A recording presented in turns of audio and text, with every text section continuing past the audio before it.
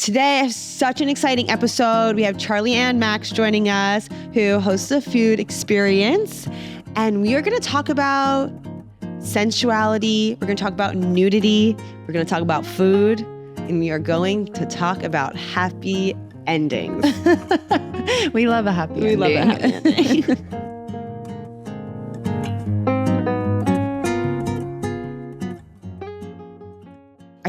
I get jealous and angry when I start a sexual experience and I'm at like a 40 out of 100. And he's at a 0. But somehow I get him going and he gets to 100 so fast.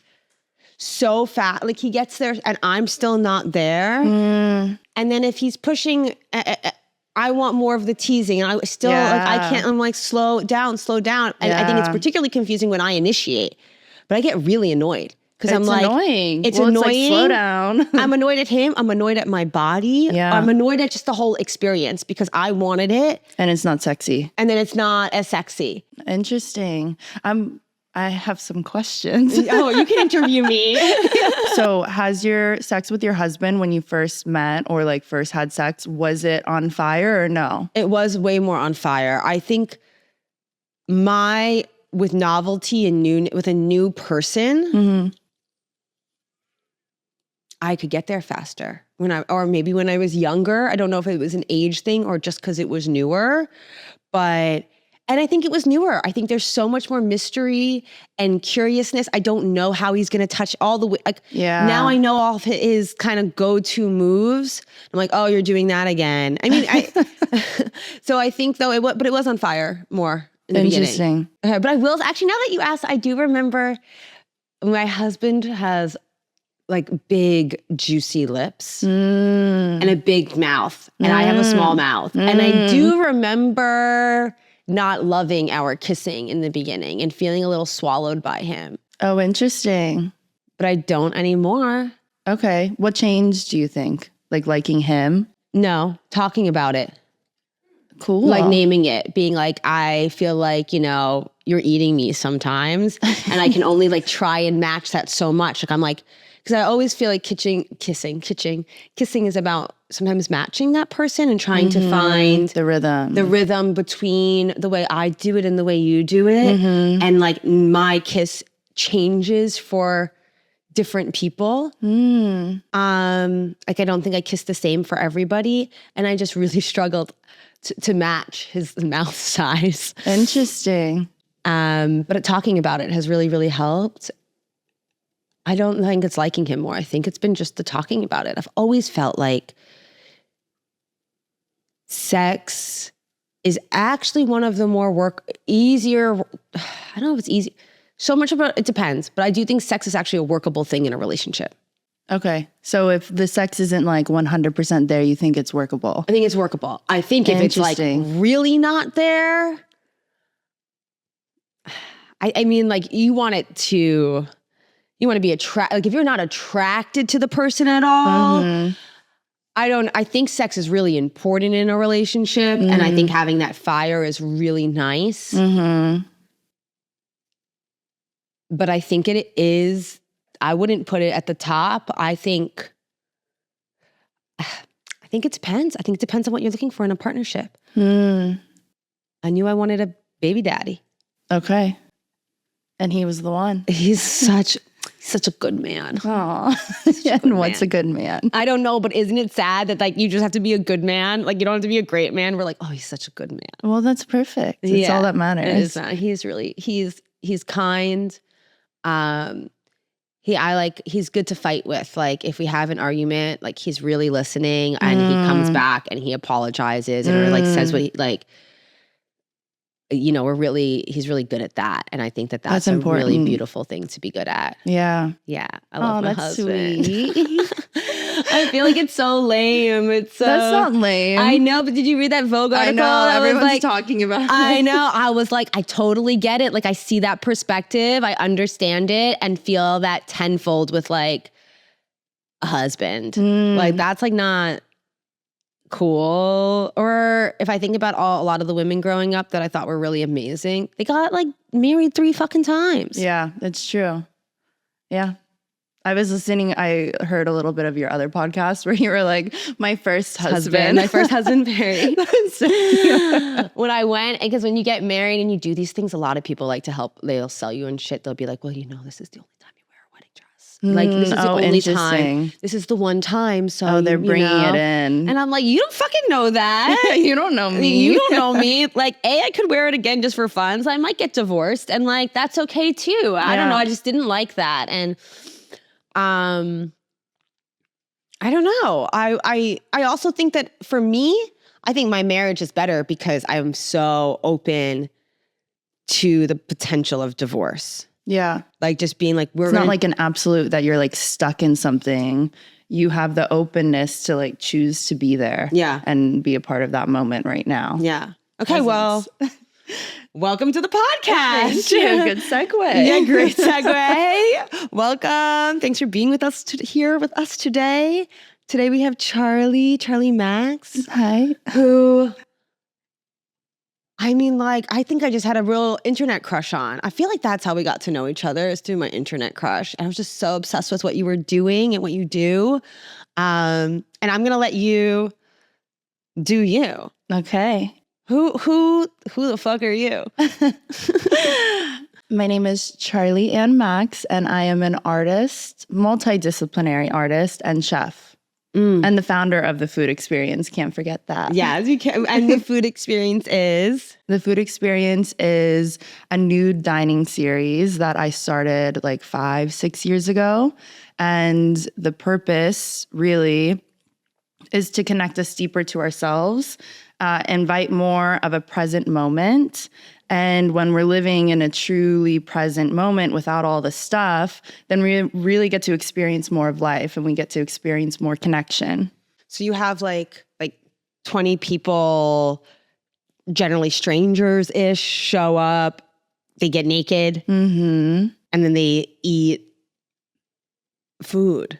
They eat food, yes. Is it like do you have like, is there any parameters on who can attend?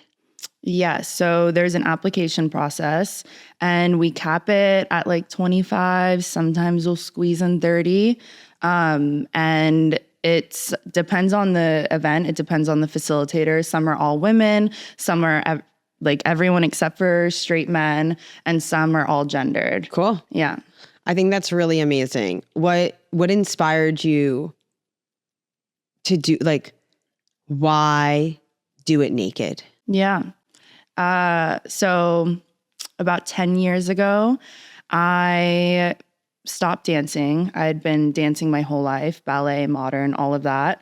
I had a lot of body issues and I felt very disconnected from my body. I was very hard on myself and I didn't feel I wasn't very kind to myself. And nudity, when I stopped dancing, I started going out in queer nightlife.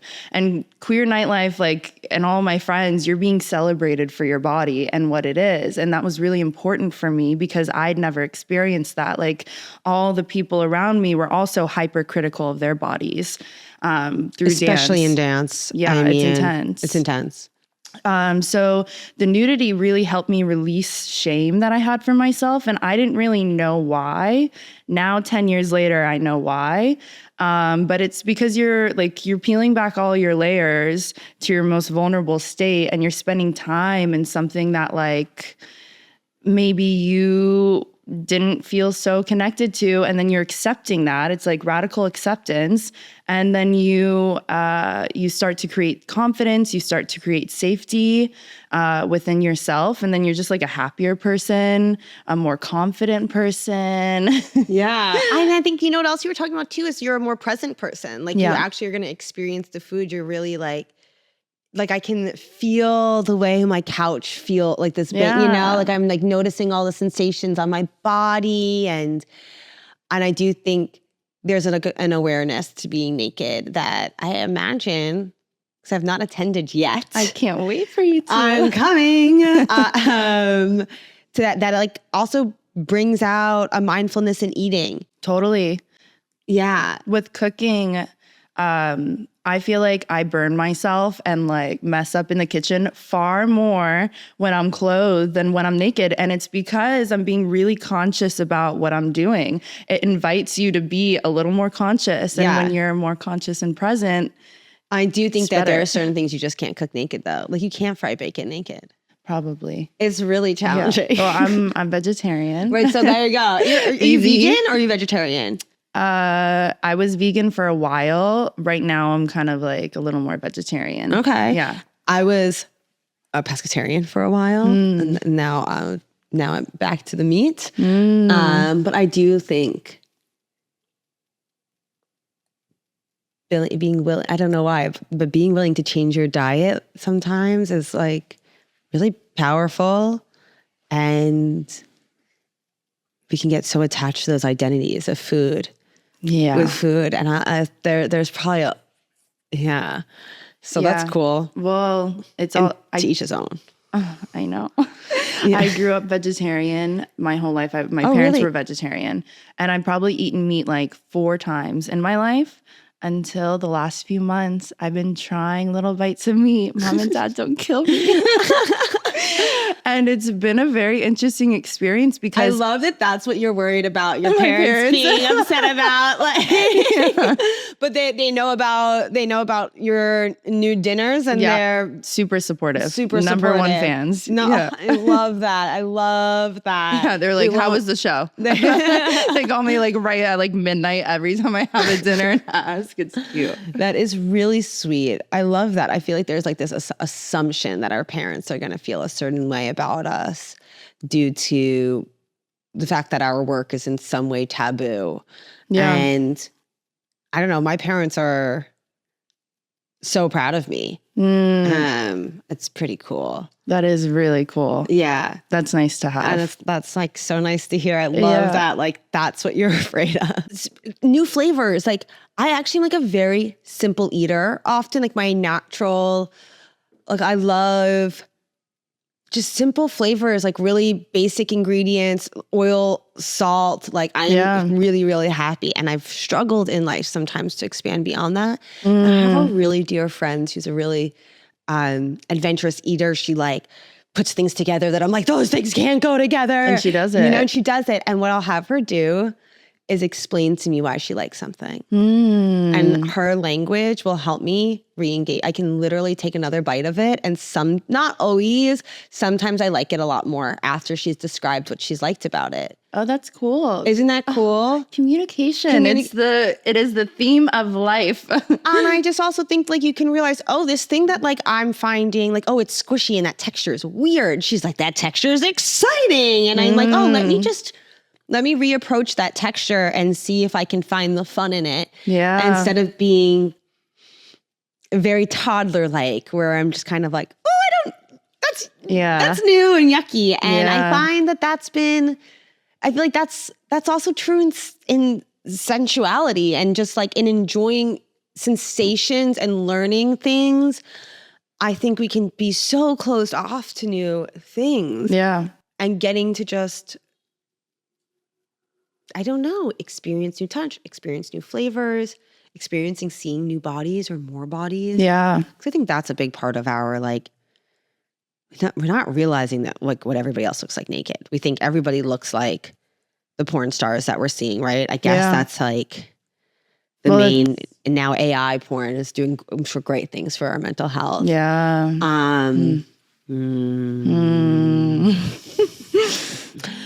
Well, food. So then what brought you to food? Now, food. Like, how'd you become a chef? Oh, I've been cooking my whole life. I've always loved it.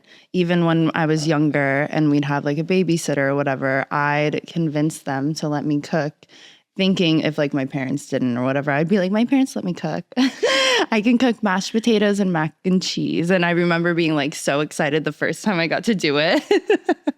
It's really empowering. Yeah, totally. To be able to feed yourself. I feel like, I see that in my kids. They love to help. I love to watch them help, even when they're not actually being helpful. You know, sometimes they clean up a mess and they sort of make more of a mess, but it's like the intention. Yeah. And it's like nice. Well, they're being a part of it. And then food is one of the things, it incorporates all the senses.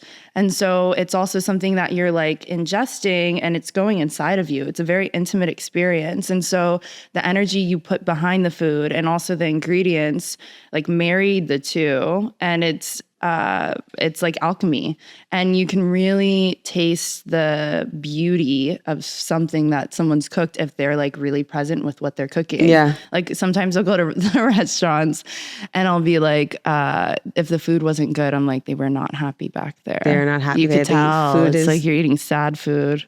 I think Ram Dass says like food is God, you know, It's and true. like the love you can. It's all spiritual. Yeah. It makes sense. It's like the fuel for our bodies. Like we're literally putting it inside of ourselves. Yeah, it's our nourishment, and like choosing what goes inside to nourish ourselves makes a huge impact. Yeah. I still find that I'm pregnant and nauseous right now, and I'm having such a hard time making those choices. What are you eating? What are you grabbing? Bread. I'm gravitating to just like plain food. But then I feel deep down inside, like I don't know if I'm, like, I feel like I need more nutrition than that. Yeah. Like I need more nutrition than that. This baby's got to need more nutrition than that. Than the bread. It's an easy slip to get down. Yes, but I'm also like trying to like, I'm nauseous. And like, so it's like my body's saying I need. So I'm just trying to like also find some other, even like a banana has been a lot easier to eat. But you know what kills me? Apples. Oh, you don't like them? No, I love apples. I'm just, I think the skin of the apple or something makes me really nauseous when I'm eating apples. Interesting. I'm like getting nauseous thinking. Sorry. Sorry. No, it's okay. Okay, now that we were just talking about vomiting, something I was really curious about is sensuality versus sexuality, and how, I know that these dinners are sensual. These are not sexual experiences. Not sexual experiences. They're not, right. How do you define, like, where is the line, or what does that mean to you? So we're exploring our bodies and our experience not through sex. We have so many hours in the day. We have so many experiences. We're not always conditioned and like thinking about sex. Maybe some people, but not at Füde. And I think you can, like, if your intention is to work with different energies, we're keeping it up and we're being in touch with ourselves. And so we have a mindfulness practice right when people come in. That's the first thing we do so people can connect with themselves in that way. And then you sit down and we have a group discussion based off of the theme. So it's not like we're not even tapping into the sexual aspects of our bodies. It is sensual. We're eating, we're connecting, but we're kind of, that energy is like not present. It also even seems like it doesn't even get into like sensual touching, right? No, like no there's touching. So because I do think sensual and sexual, like, they're hard to totally separate. Yeah. I like thinking that everything is kind of sexual in some way. Yeah. In fact, like, one of my favorite questions to ask my guests is, what is sex? Like, how do you define sex? Connection. Connection? Yeah. I mean, it's all, I guess, is everything sex? Is everything sex? No, I think the answer is no. But in some ways, I think there can be a sexual energy or a sensual energy to a lot of things, and feeling sensuality towards just life is so beautiful. Yeah. And like, you feel more alive when you notice the wind on your face and you smell the roses. Like, we feel more present and more alive, and I think happier. And I do think that there's something that is directly ties that sensuality to sexuality as well. Yeah. But I even feel like some sex isn't sensual sometimes. Like, I feel like there is a line, because you can take it there and you can bring your energy and your mind over there into thinking it's sex, or you can just experience it like non-sexually. I think for me too, maybe it's also like a matter of like just that energy of that sensuality being full body versus maybe a little bit more in your genitalia. Yeah. Like, yeah, literally exactly. like feeling the energy there specifically. Yeah. All right. I like that. Yeah. I'll go with like where's the blood flow and Yeah. Well, it's like our chakras. That's more Yeah. like our lower chakras, but if we keep it in the heart, it's in the heart. yes. Yeah. And like I do think that like I think the second chakra is like sensuality and sexuality, which is so, I think, aren't they all sensuality? No, because I feel like as we get up here, we're like not in our bodies anymore. Yeah. And like we're just in enlightenment and like we're Yeah. like not even in our bodies. Yeah. Which I do feel like, I don't know, it's good to be in our bodies It's too. good. Yeah. We have to be in our bodies. have to Where are we if we're out of our body? I mean, I think, have you ever had an outer body experience? Yes. It's wild. It is crazy. It is crazy. Yeah. It's a little scary. It is scary. And it definitely, like, as somebody, I think sometimes I'm like seeking those. It's like nice to remind myself, oh, it is like, I want to be in this body. And I think for me, motherhood has really been like, no, I want to be here on this earth in my body in a way that I can help my loved ones. Yeah. And that's a nice feeling. That's a great feeling. Okay. Yeah. Oh, I love it. I'm jealous. I want to. Do you want to make babies one day? I do want to make babies, but it's such a cool experience to be like, I mean, I'm sure I feel like I'm going to love it, but it's so cool it's a way that you're feeling so connected to yourself. You're connected to the world and the universe and everything. And you're creating a baby inside of you. It's I'm so creating cute. a baby inside of me. You want to know what else though? I fucking hate it. I'm just like nauseous and I'm tired and I'm really bad at being in my season. I'm really bad at like acknowledging my limitations. And I like that about myself until I hit a wall, you know? Yeah. So right now I'm just struggling because like I'm tired. I'm not being as productive. And I know it's like capitalism, but I like I do capitalism. So like it's hard. It's been hard for me. And I don't feel good in my body. Like it just doesn't I feel tired. I feel nauseous. I feel achy. I don't sleep as well. And I think that's been harder for me. And I'm very excited for my second trimester where It's easier. I find that easier. I didn't find my first trimester this challenging with my other children though. And I do love having a pregnant body. Yeah. It's sexy. Yeah, that is sexy. It's very sexy. It's unfortunate that it's unfortunate that we live in a very monogamous world or something, because when you're in that form, people don't tell you they think it's sexy, except for maybe your significant other. Yeah. But I think there's like I don't wear a wedding band because I think it opens me up. I mean, for a lot of reasons, but we just don't wear them. Yeah. And I do feel like, it opens you up a little bit in the world, like to more energy. Totally. And but you want to know what's a wedding band is being pregnant. Like it's like a real wedding band. Well, not always. Not always, and not on field. I feel like I'm always talking about that. But you go on field and you go on field pregnant. There are people out there that who want it, who value the beautiful, and it's nice. Like even if you don't want to do anything, if you're just like not feeling good in your pregnant form, it's just so nice to like, oh my God, people are objectifying my body. Sometimes, and sometimes you want that. You want that. Yeah. I like that. So that's nice. Yeah, that's really nice. We love field. We love fields. Yeah, we love fields. We love field. Yay! We're not sponsored by fields. Well, we are doing a dinner with Field. Is that Sunday. That's the Rage one? I know you've done some other stuff with them too. Yeah, totally. I love them. I'm friendly with Anna too. Like she's it's been cool because they started at a similar time as us, and it's nice to know another woman doing something in this category that I think is really like onto something. I don't know. Yeah. Well, the company, her company, her baby, or maybe not baby, but they're releasing the shame that people feel through sexual connection or even just connection in general.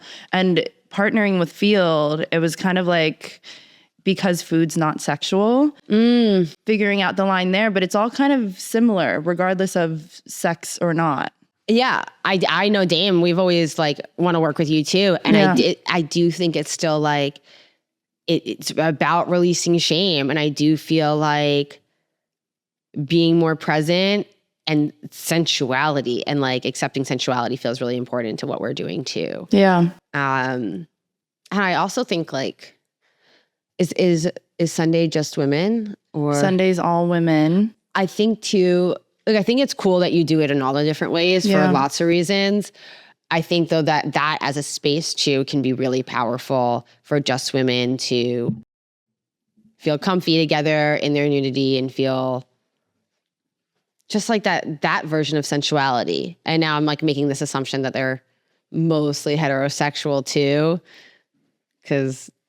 which is probably not the case. No, ma'am. No, we ma'am. got everyone. We got everyone.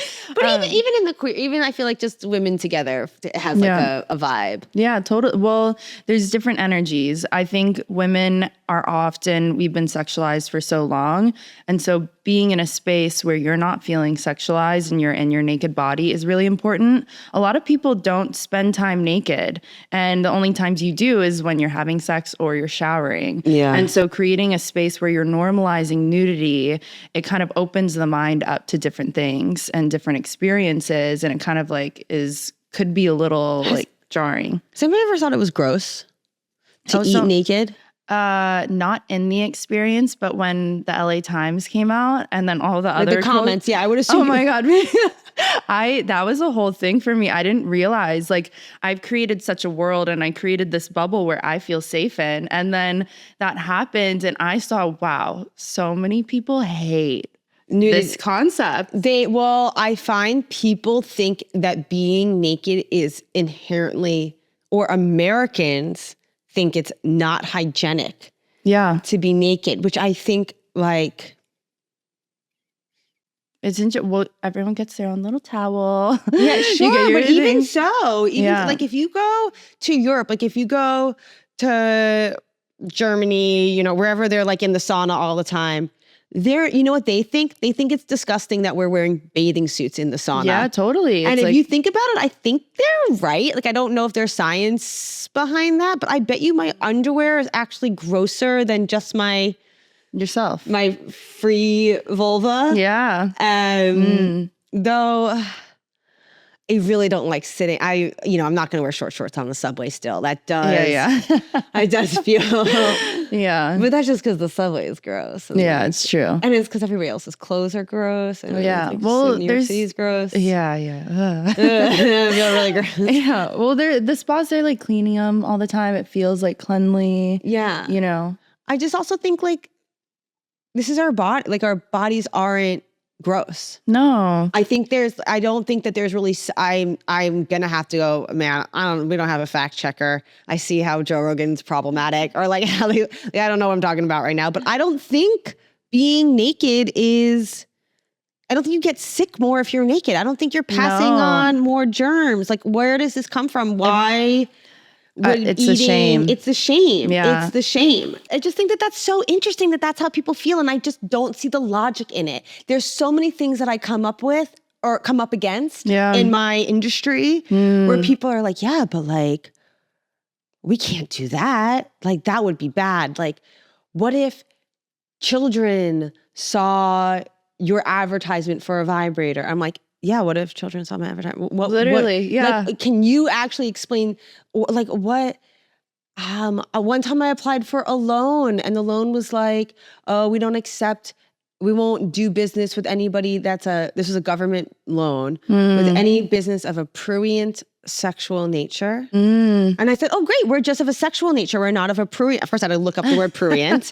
What does that mean? Prurient means like excessively bad sexually. You're like, we're not prurient. And I was like, we're not prurient. Great, we're just sexual. Yeah. And I got laughed at. I'm like, well, why did they put that word there? Yeah. Are you saying that Limitation. there's no version of sexuality that is good? Yeah. Like, sex is just bad? Like, I've had so many of these conversations. Like, why would eating naked be less? Like, are you putting your fingers inside of yourself and then eating? No. Yeah. Like, I don't. It's weird. It's just, but so many people I think really feel that way and would be like, yes, that's logical. How could you not? Yeah. How, like, duh. Yeah. And I'm like, no, wait, you stop and take a breath. Yeah. Can you actually explain the logic there? And oftentimes they can't. And I feel like when I'm like, okay, well, what would you say to your kids? They're like, I would be uncomfortable. I'm like, okay, you would be uncomfortable. Yeah. Like, that's the problem. Yeah. Like, your kid can't read. They don't know what that vibrator is if it's just a vibrator. Yeah. They're looking at ads of lingerie models all the time. Yeah, totally. We're like, constantly exposed to like sexual advertisements. all the time. Like, sex isn't everything. It's kind of like, I don't know. There's so many things I feel like we do that people see it from their way, like putting bows on little girls, where people like to put bows on little girls so people know that they're a girl. And I was having a conversation with somebody who likes to do that, and I mentioned, like, you know, having a baby, meaning like my daughter Kaya, she is definitely a she. It would appear currently. Yeah. But for a while, I was definitely like she, they, like, just not trying to, like, just to try and give her space a little bit to see where she was at. And this person was like, isn't that confusing? And I'm like, but isn't it confusing to tell somebody that they have to wear a bow all the time, sort of, too? Like, yeah. If it wasn't like, you wouldn't be putting this bow on. Like, you're doing extra steps too to fit into a role. Yeah. I'm not sure if it's actually confusing or if it's just confusing to you because it doesn't match your version of society, like the way, you know, you were raised. Yeah. And I, you know, by all means, put a bow on your daughter if that means, or your son, you know, put the bow. Like, I'm not saying no shoulds, but like, don't shit on me, you know? Well, it's being a part of human nature. Being part of Everyone has their opinions, their ways they were grown up. Especially when it comes to parenting. Yeah, I that think makes like sense. you make a decision of how and it kind of makes sense. And I think it's also hard to pretend like I made a judgment call and that's why I do this way for my kids. Yeah. So to pretend like I have no judgment because you're doing it differently also feels... I feel like I have understanding and compassion for you doing it differently. Yeah. But I thought about doing it I didn't circumcise my son. I'm Jewish. Oh, wow. And that's like... Yeah. That's a thing. Totally. I'm Jewish as well. Yeah. That's a thing to not do. And I definitely have been... It's just been interesting. And I obviously love all of my friends and love their children no matter what they decided. Yeah. But it, you know, I had a really strong feeling to do it that way. And I guess I don't know. I don't want to, it's not, I do wish they all did it my way because I thought it like, I don't know, I get so frustrated with this idea of like just being totally non-judgmental about it because like, well, you decided to do it that way because you thought it was right. Yeah. Well, some of them just did it not because they thought it was right, but because they just felt like they needed to. That's just like, that's tradition. It was easier in their family dynamic. And like, so I think that they probably do have like really less, while I was like, this is a terrible thing to do to us, to a little boy. Yeah. Which is why I didn't do it. Yeah. Oh, I love my friends who are going to watch this and who have circumcised their children. And I like totally respect your decision. There's reasons for both sides. Yes. Yeah. I think I'm just trying to honor, like, I don't know. I think parents are like, oh, just don't judge, don't judge. It's like, what if we just named that we were a little bit judgmental and that like that was okay too somehow? Like that we're not saying you're a good or bad person, but like just naming it. Yeah. That's important. And that feels then you release it. Then you're like, I'm not judgmental anymore. Yeah, I guess you're right. It's like you say it out loud, it does kind of like go away. I feel like that happens with shame. You're just like, yeah, so what, I am a slut. Yeah, exactly. Then you can't use it to harm me anymore. Yeah. Like stop trying to harm me with that stupid word that I now love. Like it's funny, I'm like not really slutty anymore, but I still like highly identify as slut. But like I'm like not. What's your definition of that? I'm trying to think about my self definition of it versus what was put on me. Or maybe where they both came from, which was like sexually curious. and sexually open. I think that if you I think it's really cool to be like sacred about your sexuality and to have like a guard about it. Yeah. I actually like feel like that's actually really hot and beautiful, and like who you exchange that energy with is really important and powerful. Totally.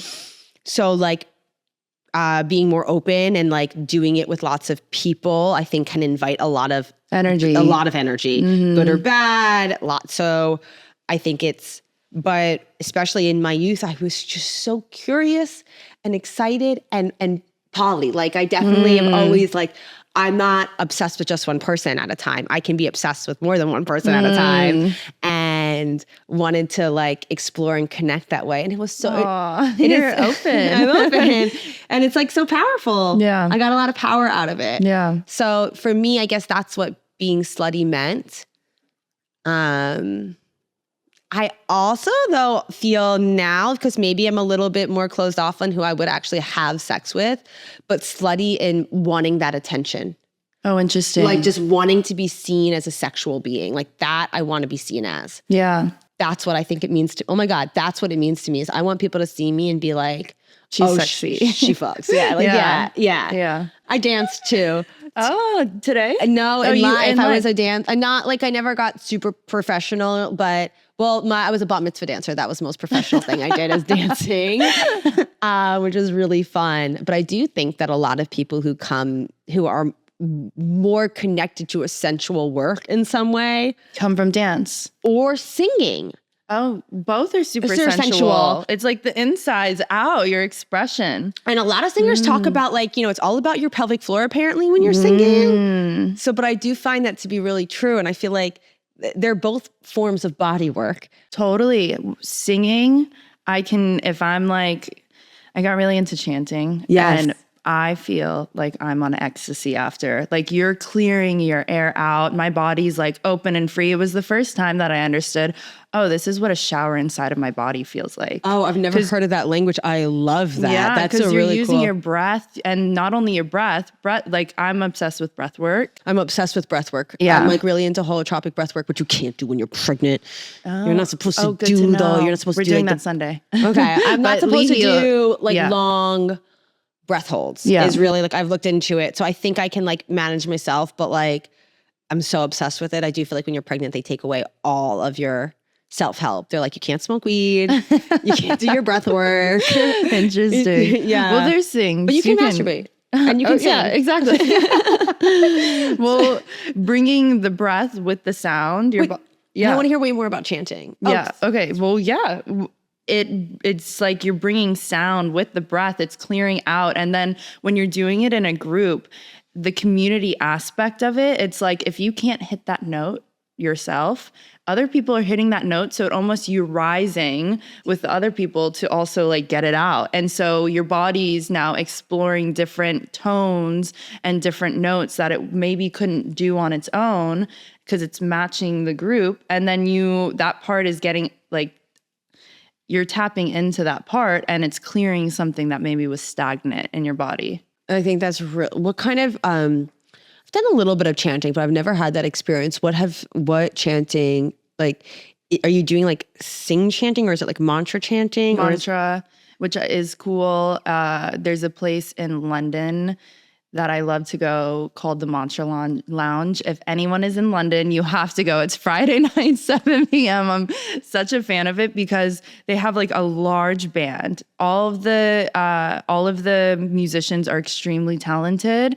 They invite different people every week, and it's like no one does it like them. The vibe is just so authentic. It's a chant, so it's like you're going through it. They talk a little bit about the mantra, and it's a Sanskrit mantra, which I got a little like embarrassed that I was into chanting for a little bit, but I don't care. It's something that like I'm really loving and feeling, and it opens I think me a up. lot of things that feel a little crazy to do, and while you're doing it, are often the things too that allow you to be happy and joyful. Yeah, and not like feeling a little silly is so important to be able to do. Yeah, getting over that and like doing it and then riding that wave. But when you're bringing in the mantra, these are words and things that have been spoken for like thousands of years. So that holds its own energy, and everyone like speaking it, singing it, hitting it. How long are we doing it for? Like 2 hours.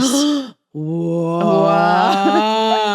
Yeah. It's so intense. It's so cool. Yeah. It's like, I do think that so many of these like ancient things that people have been doing there's like something to it. Totally. They didn't just do it for thousands of years for no effing reason. Yeah. Well, sound was the first thing that created community, sound and dance. And so when you're like coming together and you're singing together, it's a spiritual experience. You're feeling connected to everyone. You're feeling connected to your body and its expression, and you're just like elated and on cloud nine. I think that's so important. And I think right now in a world of like divide, I just think party is so healing. Yeah. And really important work. Totally. You know, like house music is healing, you know, like Totally. it's just so, and we just overlook it. We just downplay it. We just think, oh, we're going out to party, but it can be such a ritual. And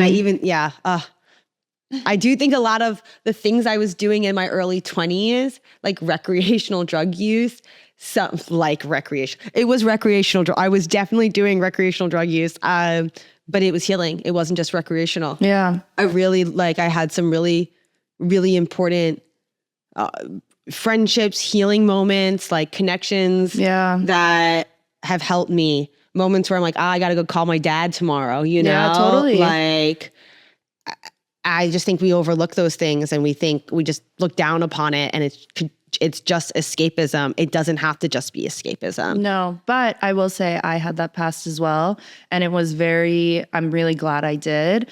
But lately, I'm mostly sober. Like I'm sober. Yeah. And it's been a nice experience to find other ways to use my own energy to have these healing experiences. And that's like, for me, the chanting, the breath work. And you want to know, when you do those things, you don't wake up shitty the next day. Exactly. You're not killing your brain cells. We're not like, I think that's really important.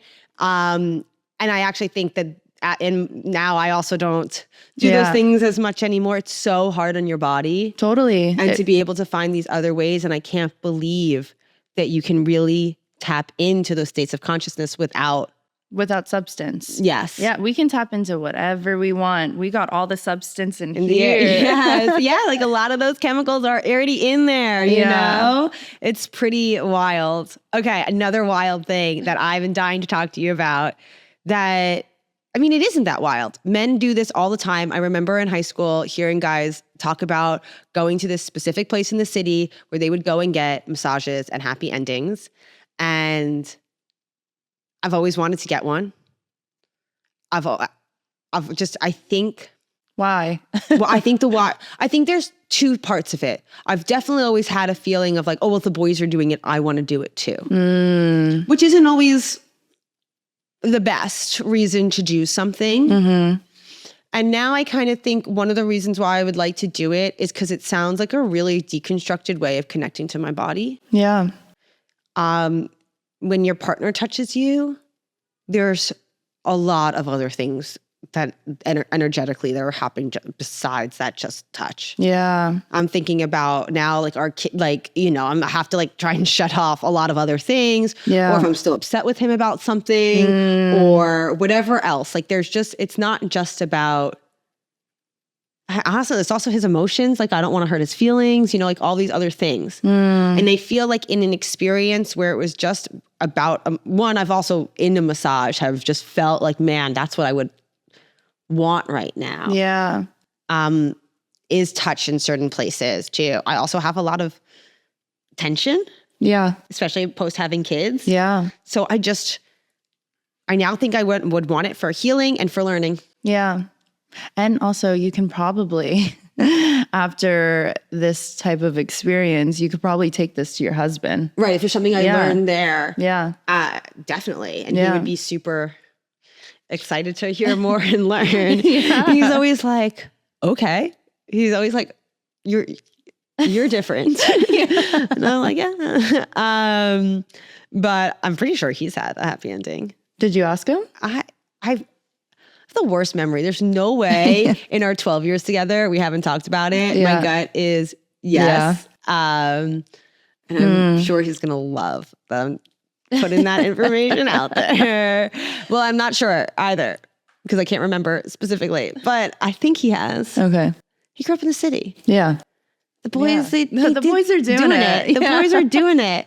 I don't know if he I wonder too. Like I feel like guys were probably doing it and not necessarily liking it. Yeah. But one thing I remember too is like the guys talking about their experience and the way you kind of invited in the experience, and also the way butt stuff was also offered, and how some of them were excited, like that's an interesting way for that to be offered. And it's just like, hey, this is the modality. Yeah. Like this is like, are you interested in that too? This is through massage. This is through massage. Well, we have all of our nerve endings in our body. And so when you're massaging, it's like such an intimate thing. I love massaging people. And I learn a lot about people through massaging them. Like for my best friends' birthdays, I'll give them like an hour, 2 hour long massage. Oh, you are a good friend. Yeah, but it's like you're going in and then you feel like, not only are you feeling it, you're like, ooh, there's something that they've been holding in that part of their body. Yeah. What is that? And then you like go deeper in it and you're like working it out. It's like body work. We hold and store so much in our body. I cry in massages all the time. Oh, me too. I've like had to warn masseuses. I'm like, just so you know, if I don't say it, but in my head, I'm like, if you do a good job, I'll cry. I will cry. And then they're like, oh, she didn't cry. Yeah. And then try not to phrase it like better. That. But, it's because it is such a release. Yeah. And it is a meditation or like a calming down and a presence. Yeah. And so you feel like you're like really connecting with your friends when you're massaging them. I'm connecting with my friends, and then it's also like they're feeling good and you're working things out, and just maybe stuff that they haven't thought about, or like maybe, if you put all of your tension in your shoulders, they're going to be tight, or wherever you hold your tension in your body, or anytime you've experienced trauma, that kind of stays in that one part of your body, wherever you were feeling it in that moment. So it can bring up a lot. And so when you're releasing it, that's why you would cry. If you think about it, we say, oh, do they have something stuck up their ass? Yeah. Like, I think our anus and our vagina, like that's our root chakra, right? Yeah. Like we hold a lot of tension there. I think that it does make sense, and nobody's touching it.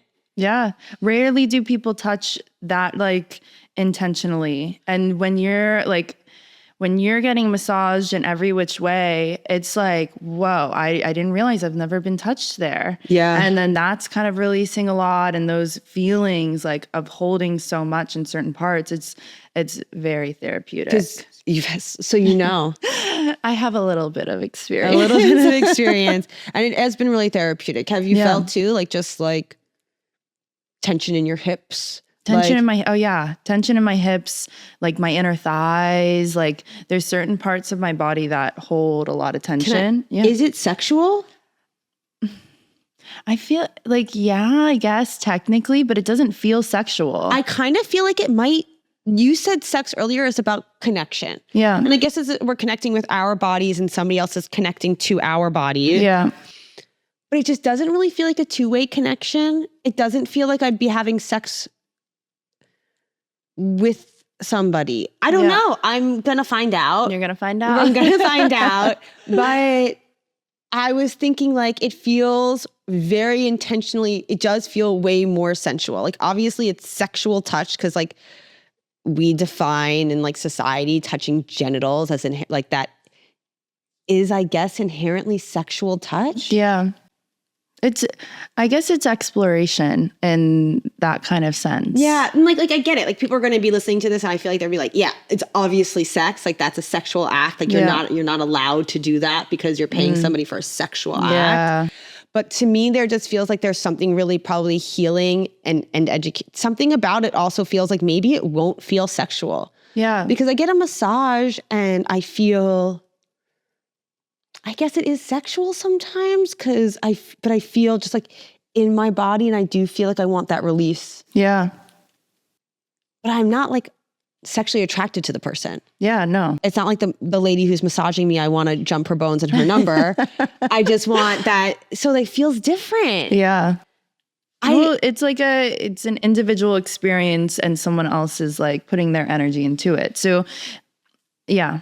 I'm also excited. Like I've always had a challenge. Like I used to talk to a friend of mine who's a sex therapist about like one of my goals was I was trying to masturbate without fantasy and just with sensuality. Oh, interesting. Like I definitely like a plot. Like I'm more. Oh, cool. And now I know they're like these concepts of like blueprint erotic, right? Like some of us, I'm like pretty kinky in my. Oh, interesting. Like I like a power dynamic. I like the play of between the two people. Yeah. And I do like touch and sensuality, but I just need to slow down, and I don't need to slow down for the plot.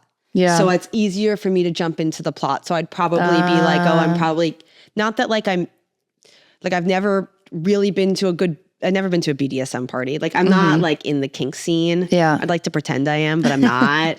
But like I do think like in the erotic blueprint, that's just like, I like power dynamics. I like that kind of play. Yeah. And then there's sensuality. Yeah. And then there's other stuff. And I don't remember the other ones because I think those two are those are your top. Or I think that those are the most common ones. I don't know if it's like impact is separate. Oh, interesting. I forget them. I know I'm sensual. Or what is it? Yeah. So you love the even Reiki, someone like putting their and like holding their energy on top. I can feel it so intensely.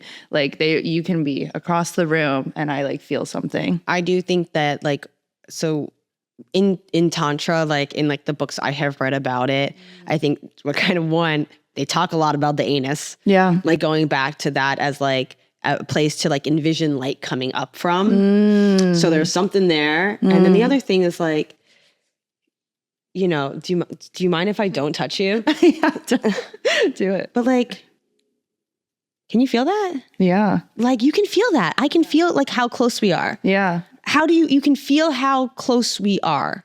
It's warm. It's warmer. Yeah. I feel like a little like that's something. Yeah, it's definitely something. And it also like, I heard too, like we have like these neurons too on our skin that only trigger when we lightly touch our, like only by light stroke. So nice. It's so nice. Like I don't know, there's just different levels of touch is what in time, like, right. And that's like level one is being close and not actually touching. Like that is touch, even though we're not actually touching. And then there's touch and then there's deeper touch, and exploring those different levels. There's no education on that. It's just like, I mean, but I bet a masseuse is going to know. Oh, they're definitely going to know. And also you're slowing down. So like we have a tendency to move fast and go. And with massage and with this kind of like more tantra, you're slowing everything down. Like I feel like to me, sometimes I'm like, everything is tantra, cooking, like all of it. And the slower you are with it, the more present you are. And the more present you are, the more it holds in that moment. I'm just so bad at slowing down. You got to slow down. Take a deep breath. So can you tell me a little bit more about the current Fude series that you're working on? Yes. We're working with Sacred Rage, and we're hosting this on Sunday. Which I even like the idea of just like sacred rage. Like Sacred Rage. You know, like it's sacred. It is sacred. That's so powerful. Yeah. Because it's not just, you're doing a series? Yes. Yeah. Cool. I did it once. We're doing it again on Sunday. And it's a really cool topic because I feel like it's one of the places that women often push down. Yes. And for me, I was a very angry little girl. I had a lot of rage. And when I turned 18 and moved out of my house, I was like so ashamed of my rage. I pushed it all the way down, and I was nice little Charlie, and like never tapped into that like primal, natural aspect of myself and my also femininity. And so I recently, like maybe a year and a half ago, I had an abortion.